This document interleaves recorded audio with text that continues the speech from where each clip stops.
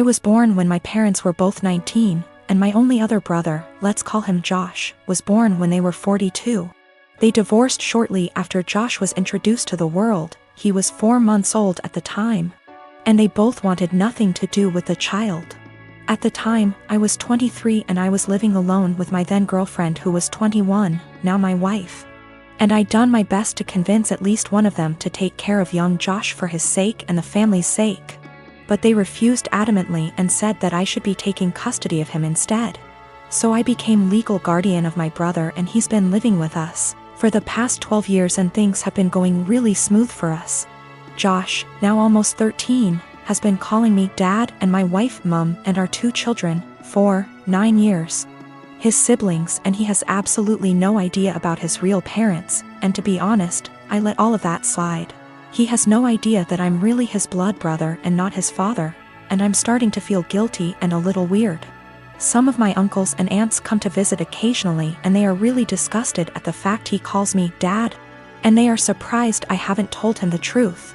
They constantly messaged me, talked to me in private, and I cannot chat to them without this one particular topic rising up, badgering me to let him know already, but I refused. I discussed this with my wife and she thought it would be wrong to tell him the truth because none of my parents wanted to take care of him, and I'm the only person in the world who gave him the father figure everyone deserves. I feel that he has the right to know what he is to me and what I truly am to him. But he's suffered enough already and I just want things to continue how it is. About 5 years ago, my now estranged daughter, Edie, cheated on her boyfriend, Brad, and got together with a guy, Ken. He quickly started isolating her from family and my husband from her kids. Brad had moved back to his home state devastated after the breakup. I discussed red flags her. I let her know we are here for her and concerned. Her and Ken suddenly took off and moved to another state. For 5 months, my husband I worried about her and the kids as we had //see at all with them. One day CPS showed up at our door with the oldest child. He was obviously injured from abuse that was reported by the school. We had no idea they had moved back to the area. We agreed to take them in.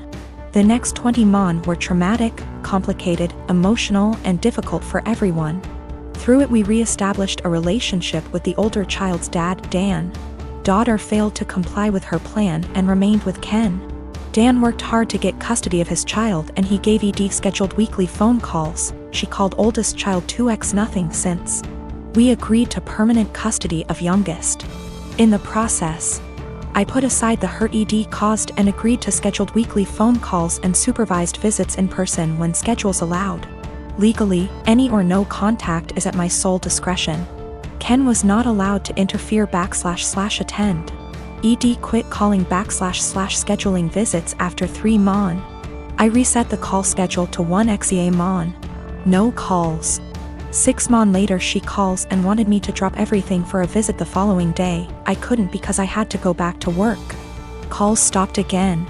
She left Ken, has a new BF. I know nothing else about her life / whereabouts. She started calling again about a year ago and I let her know that if she was consistent with her monthly scheduled calls, we would move towards weekly calls again. She called 2 months in a row, skipped a couple months, then called 2 more months in a row. Last one happened to be night before child's birthday. She asked him what he wanted for his birthday. He said a call from her. The next day, as he blew out candles, he said, "My mom is gonna call now." He had the biggest smile on his face. Call never came. He refused my offer to call her. We survived an emotional meltdown. Next month, no call, just a text after with a lame timing excuse as to why and sorry about the birthday call, she didn't feel well. Following month, I get a text that Edie feels ill again, won't be calling. I am beyond frustrated at this point. I have looked past her refusal to rebuild a relationship with us, but when it comes to the kids my heart aches for them. Hey race where I might be the I responded, "Parents do not get sick time.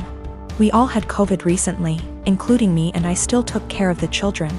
If you do not have any time for him once a month, I don't want my time wasted with your excuses." Of course, calls stopped again. I manage a team of employees in a very specialized industry. The employee are hired on 2-year contracts that are mostly automatically renewed. Salaries are fixed for the duration of the contract, but raises are negotiated at time of renewal. There are no non-competes. I have one employee, Sarah, who requested a meeting with me last week to discuss a possible raise. I informed her that it is a little early as her contract won't expire until Jan, and I would be happy to discuss it in November. She told me she would like to discuss it now as her current salary does not reflect the amount of work she is doing. So I set up a meeting with her on Friday and told her I will hear her out. To her credit, she gave well-thought-out presentation listing the average salary in her field, the extra responsibilities she had to take on, and the extra revenue she was able to generate, etc. In the end, she asked for a 19% raise to stay on. This was a substantial jump, but I thought she made some good points and, with inflation being what it is, I can sell it to the managing partner that we are locking down a good employee for 2 more years. After the presentation, I told her I will just approve the raise and talk to the managing partner about starting her new contract early. Since the only things we are changing are the salary numbers, we can have the new contract ready for her to sign by Tuesday. She seemed very surprised that I did not try to negotiate and looked a little shell-shocked that the meeting was over so quickly. So anyways, I spent the entire weekend selling the raise to the partners and harassing legal to get the documents ready. However, when I gave her the documents to sign this morning, she asked for another meeting to discuss salary. She informed me that after doing more research over the weekend, her pay is still not reflective of all the work she is doing. At this point, I got pretty annoyed and told her that we can discuss in 2 years. I thought that was the end of it, but after lunch she came to my office with 3 offers letters she received from our competitors. One in our city with a salary that is 2 to 3% higher, and 2 from other states that are 8 to 9% higher. She asks for the new salary to at least match the competitor in our city to stay. At this point I got very frustrated and told her that she is now free to work for our competitor, because her contract with us will not be renewed. She called me in and left crying, immediately telling all her coworkers that I fired her for asking for a raise, which obviously caused quite an uproar. My wife thinks that I am the because I could have just said no. She probably had the other offers for a while and was never going to actually leave. She recommended that I offer her back the new contract. Anyways, I am contemplating going back to the office tomorrow and offering Sarah her new contract again. But I just felt like the relationship between us is ruined after this whole situation. Her currently contract is negotiated 2 years ago, which is why there is a discrepancy in pay with the current offers. There are also a lot of reasons for differences in salary even within the same city. Perhaps less PTO, maybe more responsibilities, maybe they lock them in the contract for 3 years instead of 2. Which is happening more and more now. Maybe they have a non-compete, or maybe they are better. I can't say. Her contract expires Jan, so she has plenty of time left at the company if she wants to finish out. Sarah is WFH today, so I sent her an email apologizing for overreacting yesterday, and informing her that she is an important member of our team and that I worked really hard to get her the raise she initially requested. The new offer still stands provided she return the signed contract to me today before 5 p.m. I would be happy to execute it immediately and get her sorted out before the next payment period. She emailed back also apologizing for her reaction yesterday and said that she enjoyed working here and feels like she really has an opportunity to grow. But she then ended the email asking if I would still be willing to reconsider upping the offer to match her other offer. At this point, I just can't even anymore. I basically ignored her email, and at 5:01 p.m. with no signed contract from her, I sent an email to the managing partner I was talking to all weekend. Hope this email finds you well. I am writing to inform you that Sarah has elected to decline the new contract as it is written. She has informed me that she received an offer from our competitor with a salary of XXX. I have attached a scanned document of the offer letter with this email for your convenience. She has requested that we match that salary to retain her services as our current offer is insufficient. As of right now, her contract expires January 22nd. Please advise on the next steps. I have been with my wife for 10 years now, and she always has had this habit of making me look bad with our finances. Whenever anything regarding spending money comes up, she will always say how broke we are and she doesn't have the money to do this or buy that. The thing is, we are doing well financially.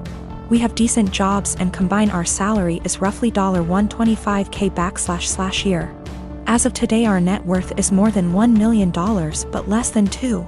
I had saved / invested a lot before getting married, so I gave us a good head start. I control the finances / take the lead, but we both agreed to living a very modest life. We both have our cars from college, for example, Honda and Toyota. She knows everything about our finances because at least once a month I go over it with her every time I deposit money in our investment accounts or our kids' college funds. For banking, we have an emergency fund and I budget everything else to go straight into investments. We basically stay right at $10,000 in our bank savings account and $500 in our checking account after bills. Most of the time there is more than $500 in our checkings, but once I pay our CC each month, I then move anything extra. We always use the CC, so it's not like we only have $500 to spend. Our CC limit is $25,000. A few months ago we had dinner with her friends and they talked buying a new car. My wife said something like, "I wish I could get a new car, but I'm always broke after paying the bills. We still have our college cars." Wife does not want a new car. She will go on to talk about if she had money what she would want to buy, and it always makes me feel ashamed. This "I'm broke" story has been happening for years. When we were driving home, I asked her about. She understood we have the money, but it's how she feels because her bank account is always low. I said I can increase our budget or keep more money in our bank if she wants. Since we are doing well, I'm okay with spending more. She said no and again was happy with our finances. I explained that when she says we are broke, it makes me look bad and I feel ashamed.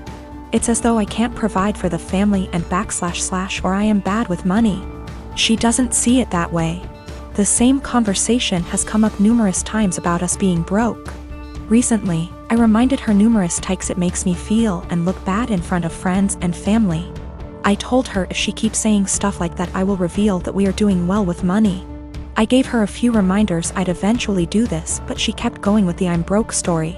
At a dinner with her sister and parents, the same "I'm broke" story came up. I piped in and said, "It's weird to hear a millionaire say they are broke." My wife said, "I'm not though." And I quickly say, "We are millionaires and you know that. We go over our finances every month." Well, the "I'm broke" story stopped after that and the night went on as usual. A little later the same thing happens with her friends and I use the same line. Now my wife is mad at me for using that line and revealing roughly how much money we have.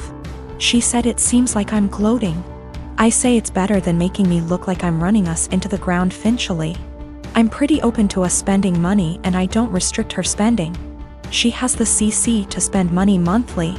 Most of the month we have far more than $500 in our checking, but I move anything above to our investments once I pay the CC every month. I know I won't have any big expenses then. If I do, we have the CC limit and the $10,000 emergency cash. We live on a really cheap area and had a low cost of living. We never felt RHE need to upgrade until we wanted to start having kids. I didn't have to change our lifestyle much to save a lot. My job is in demand and pays well because nobody wants to live out in my area. So after expenses I take home a lot more than I would living in a major city.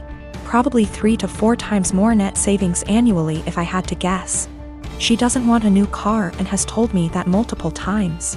She doesn't like driving and feels comfortable with her current car.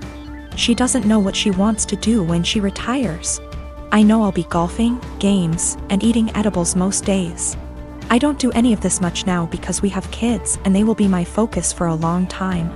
I maybe golf 1 or 2 times a month AMD, that's the only times I take edibles. I'll speak more with my wife about this. I think she may not feel like it's her money since she never saved much before we got engaged.